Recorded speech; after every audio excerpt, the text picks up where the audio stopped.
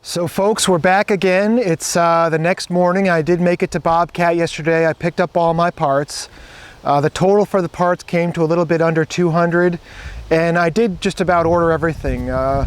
If I'm doing the repairs myself, quite often I'll just go ahead and get new stuff to replace rusted stuff or questionable stuff. So I did get, I got the pipe we need to replace, which looks much better, the newer one. I did get a new clamp for the back. That other one was starting to rust, so I figured let's just get a fresh one right away. And I also picked up, this is a gasket, that little gasket. So if things go smoothly, we should have this buttoned up in about another hour, 2 hours tops. And we're just gonna take our time, take it one step at a time. When I'm threading those bolts back into the exhaust manifold, I just wanna make sure I put a lot of anti-seize on them, because I want to make sure they go back in smoothly, and I want to try not to force them right away because I don't want to strip things out. Hopefully I can get them to grip enough that will be okay. And I do have, I don't know if you can see that or not, I've got my Turtle Power Band-Aid there. I did manage to ding my knuckle pretty good, and we're going to be okay.